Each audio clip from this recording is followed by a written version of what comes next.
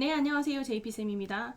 오늘은 동명사에 대해서 배워볼 건데요. 동명사는 우리가 앞에서 배웠던 준동사의 두 번째, 형제?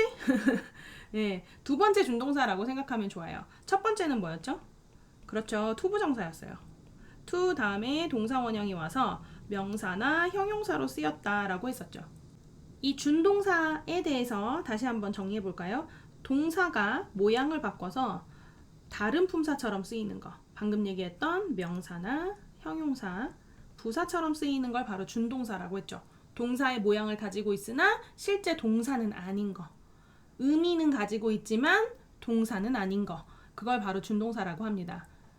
자, 투부정사에 대해서는 우리가 정리했었죠. to 다음에 동사 원형이 온다. 품사가 정해져 있지 않다라고 해서 부정사라고 불렀었어요. 그럼 얘도 이름을 한번 살펴볼까요? 바로 동명사죠. 동명사 같은 경우에는 동사가 명사로 쓰인다라고 기억하면 이름을 훨씬 기억하기 편하죠. 이름만 알고 있어도 알 수 있습니다. 동명사 방금 다시 뭐라고 했죠? 네, 선생님이 이렇게 물어볼 땐 머릿속에 항상 뭐였지? 라고 생각해 보시는 게 좋습니다. 책장을 잘 정리하면 책을 잘 찾을 수 있듯이 머릿속을 잘 정리하면 문제를 풀 때 필요한 정보를 빨리빨리 찾을 수 있어요. 동명사는 동사에 ing를 더해서 명사처럼 쓰이는 걸 바로 동명사라고 합니다. 해서 동사일 때는 걷다 였는데 walking 해서 ing를 붙이면 걷기가 되는 거죠. watch, 보다 동사였는데 ing를 붙이면 보기라고 하는 명사가 됩니다. 가장 중요한 건 우리가 뭐뭐 하고 있는 이라는 뜻으로 진행형을 배웠었잖아요. ing를 붙이면 뭐뭐 하고 있는 뜻이라고 했는데 이때는 이건 형용사고요. 이름은 현재 분사라고 합니다. 그러니까 이름이 다른 모양만 같은 다른 애인 거죠. 그래서 뭐뭐 하기라고 되면 동명사, 뭐뭐 하고 있는 하면 현재 분사 이렇게 구별할 수 있습니다. 자, 선생님이 똑같은 ing인데 동명사와 현재 분사를 구별하는 법 한번 해볼게요. 동명사는 첫 번째 뭐뭐 하기라고 해석됩니다. 현재 분사는 뭐뭐 하고 있는 이라는 뜻으로 돼요.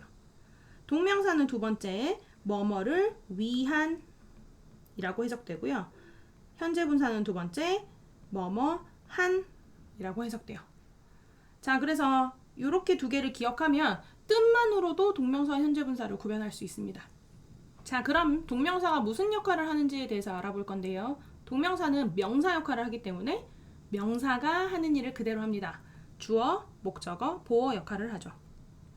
첫 번째 주어란 동사 앞에 위치합니다. 동사 앞에 있는 게 바로 주어예요. 그리고 은는이가가 붙죠. 주어에서 정말 중요한 건 주어가 단수냐 복수냐라고 하는 건데요. 단수는 한 개인 거, 복수는 여러 개를 의미하죠. 단수일 땐 뒤에 is가 오고 복수일 땐 are가 옵니다. 그러면 동명사는 바로 단수에 해당됩니다. 해서 뒤에 동사가 is가 와 있죠. 네, 선생님이 지금 굉장히 중요한 걸 설명했어요. 동사 앞에 있는 주어 그리고 동명사 주어는 항상 is가 온다. 항상 단수 취급한다. 이렇게 설명했죠. 두 번째, 보어 역할을 하는 것. 보어 역할일 때는 우리가 어떻게 찾는다고 했죠? 위치로 찾는다고 했어요. 주어는 동사 앞에 존재하죠. 그럼 보어 같은 경우에는 동사 뒤에 옵니다. 특히 비동사를 기준으로. 그래서 동사 뒤에 왔는데 뭐뭐 하는 것이라고 해석될 때 Her hobby is reading comic books 해서요. 그녀의 취미는 읽는 것이다 라고 되어 있죠. 네, 뭐뭐 하는 것이라고 되어 있으면 보어라고 생각하면 됩니다. 자, 위치로 찾아서 뜻이 뭐뭐 것이 맞는지 확인해 보면 되겠습니다. 세 번째, 목적어. 목적어는 타동사 뒤에 위치합니다. 네, 지금 선생님이 전부 다 위치에 대해서 얘기하고 있죠. 타동사 뒤. 타동사는 어떤 걸 타동사라고 한다? 그렇죠. 우리가 뒤에 을를 붙여봐요. 그를, 그것을 그중 그를 또는 그것을 붙여봤을 때 말이 되면 타동사입니다. 말이 안 되면 타동사가 아니에요. 이해가죠? 쉽죠? 말이 되면 타동사, 말이 안 되면 아닙니다. 타동사 뒤에 오는 ing는 네, 명사예요. 목적어 역할을 하는 명사입니다. 목적어에는 을을이 붙기 때문에 그들은 축구하는 것을 이라고 되어 있죠. 즐긴다.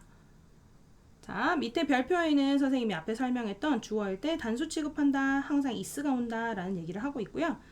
동명사, 이 동사 뒤에는 무조건 ing만 써야 해. 그런 동사들이 바로 여기 나와 있는 4개입니다.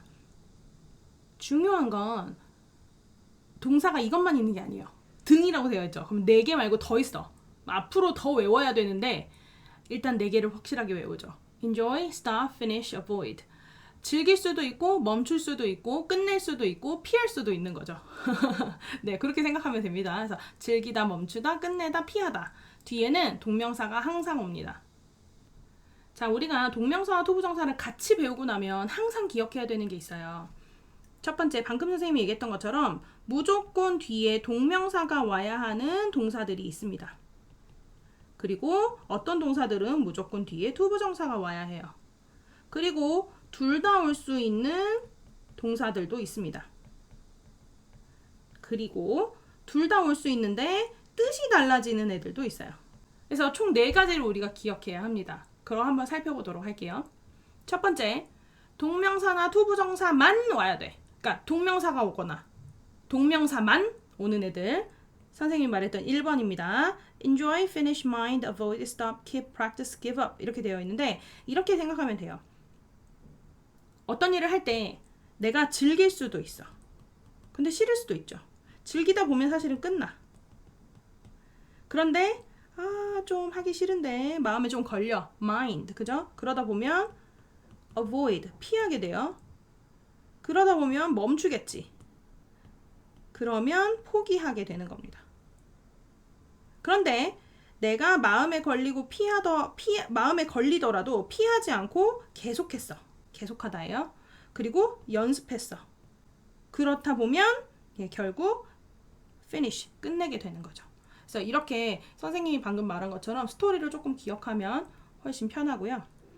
방금 얘기했던 이 동사들 뒤에는 무조건 ing가 와야 합니다.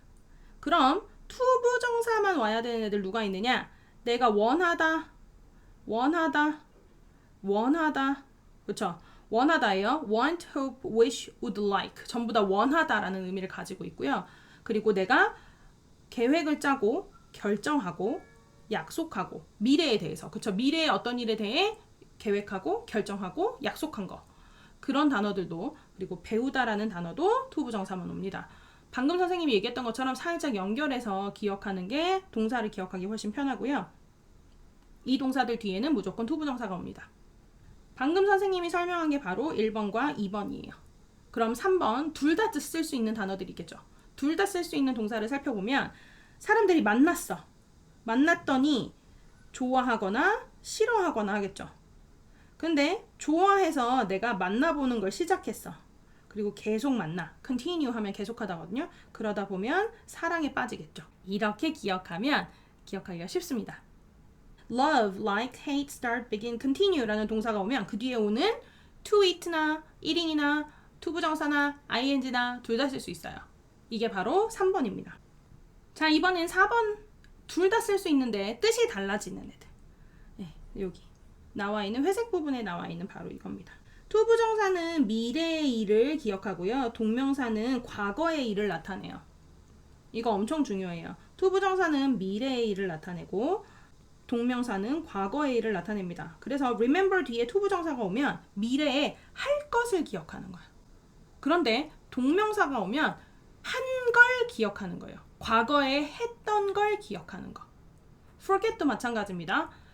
투부정사가 오면 미래에 뭐뭐 해야 하는데 해야 할 것을 잊어버림. 그런데 동명사는 과거에 내가 했는지 안 했는지를 잊어버림. 이렇게 생각하면 돼요. 그렇게 생각하면 두 개 다 쓸 수 있을 때 그 두 개의 뜻이 어떻게 달라지는지를 좀 더 잘 기억할 수 있습니다. 수고하셨습니다.